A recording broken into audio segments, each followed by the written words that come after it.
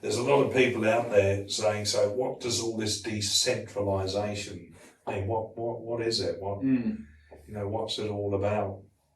That's a great question I'm going to put to you today. Yeah, it is. The question of decentralization is interesting because there's no true definition of what it means to be decentralized. Yeah. Now, a great book is the Gutenberg to Zuckerberg, which is a tale from the printing press to the social media giant that we now know as Meta. And it talks about how throughout time we've gone through these cycles of centralization versus decentralization. Yeah. So with the printing press, it was one of our first forms of decentralization. Yeah. All of a sudden, information could be disseminated from multiple points. Yeah. And interestingly enough, this is where copyright came from. Yeah. Because now anyone could copy any information, and these are where our copyright laws originated from. Bit of a side view. And same thing with television. At first, we had just a very few set of channels. There was maybe 3-4 channels. And eventually TV would stop. So I think it was 11 p.m. at night. The TV was off. Yeah. Now, every single person in the world can have their own show. Yeah. In the sense that every single person you see on the train watching something on YouTube, the probability that they're watching the same thing is highly unlikely. Yeah. So content is swinging from centralization to decentralization. Right. From the hands of a select few to many. When it comes to decentralization, the other thing to think of, well, similarly to technology, is decentralization good or is decentralization bad? And it depends on how you look at it. Some people look at the way that, say, China is run, right? Dictatorship, communism. And some people say, well, this is actually incredible because when you have centralization like that, you can pivot quickly. Mm-hmm.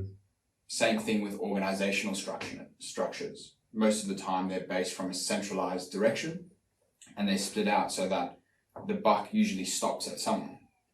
But when it comes to decentralization and especially decentralized governance, it adds an extra layer of complexity because now we have people that might not agree. We have the democratic process, which is a beautiful thing. However, things can't happen as quickly. Right. And in the blockchain world, there's a bit of a trilemma because the more scalable, you basically have to choose between one or two of three things: security, scalability, and decentralization. Right.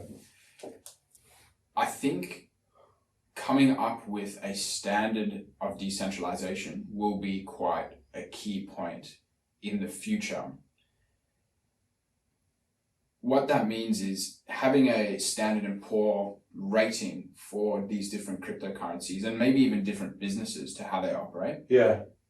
A level system. So let's say level 1 to 5 on a scale of how decentralized are you, how many attack vectors are there, or how many parties would need to be involved to bring down what you have. Right. And there is numbers around there, like I've heard the word Satoshi coefficient.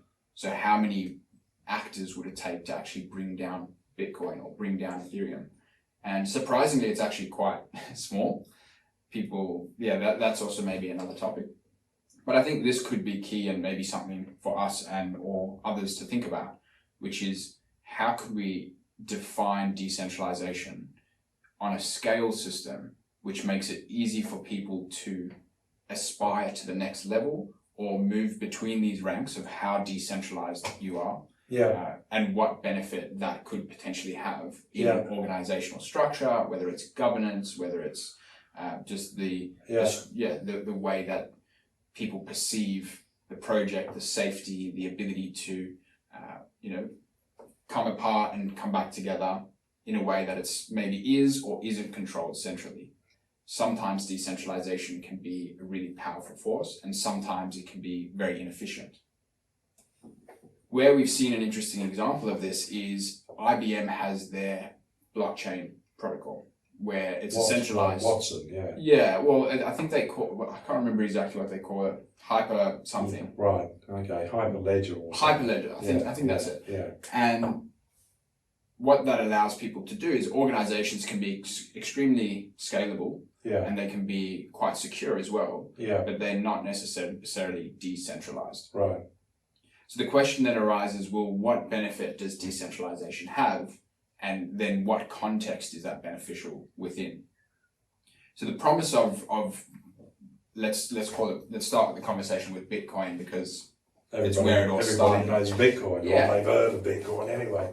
This was one of the promises, which is a peer-to-peer electronic cash. Now, has it lived up to that promise? I don't think so. However, that is what it can be used for, right? Yeah. We can transact without any intermediary. We don't need a third party to tell us anything. Right. Across the world, we can send $1 million for $10. Yeah, Regardless of the size. yeah, So in that sense, the promise initially was that we were going to eradicate the middleman. right, And this was baked into the protocol because in the first ever transaction, it was actually broadcasted, and it's still there because we've got the record of blocks. right, And it's the chancellor is on the brink of economic collapse, right? The Lehman Brothers episode. And a lot of the ethos of cryptocurrency, where we are today, where we came from, is baked into that white paper.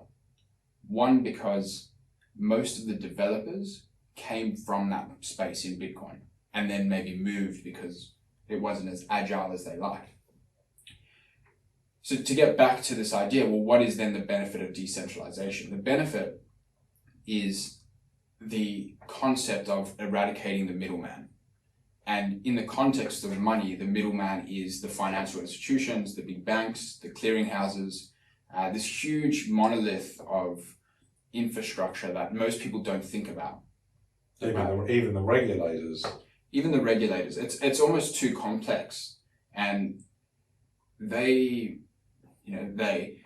control the world's money in Pretty essence, well, yeah. right? So the banks are the ones that can essentially create the debt that creates the money.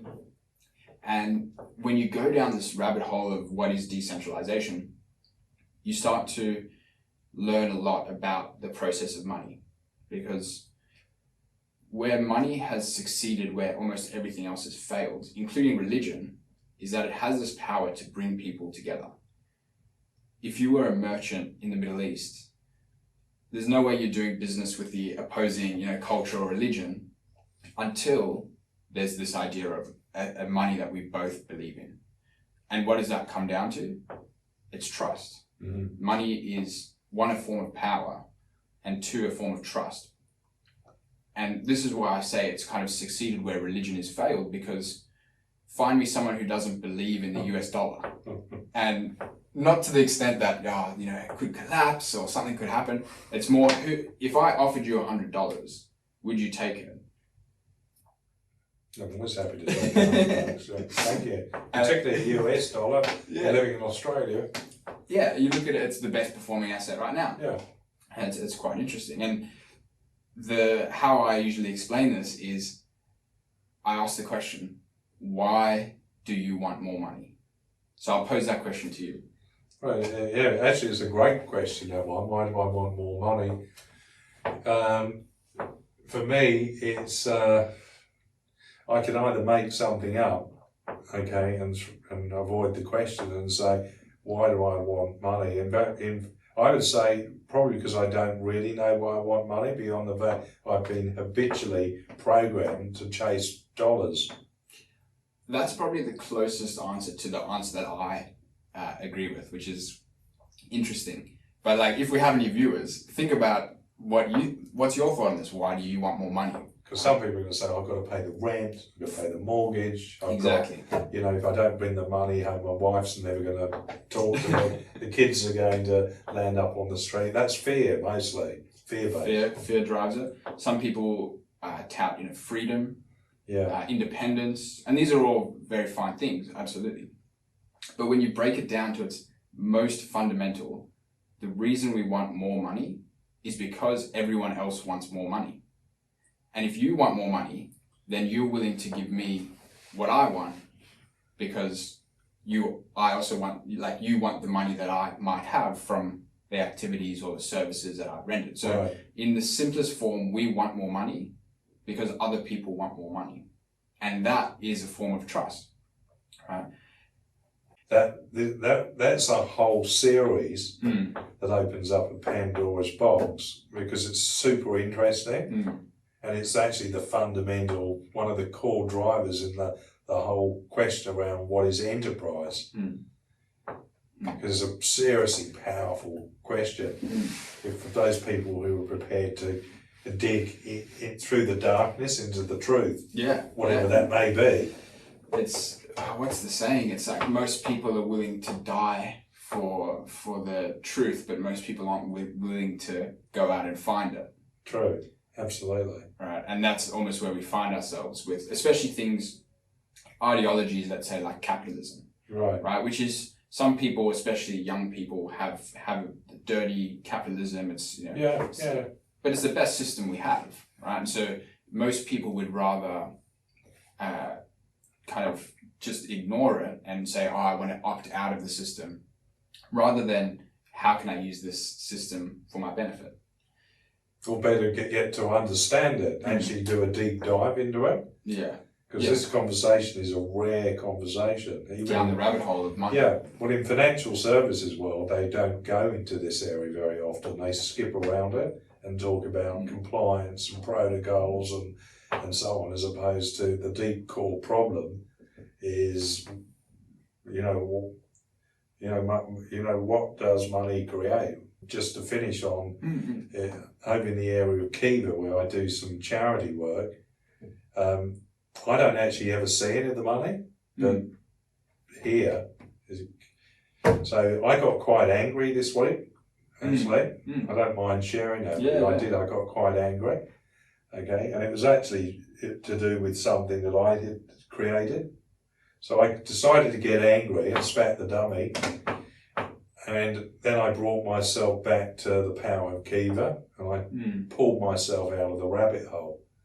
Now remember, like a bigger picture to zoom out. Yeah. And there's a lot to do with, there's some money in there, but it's the whole spirit.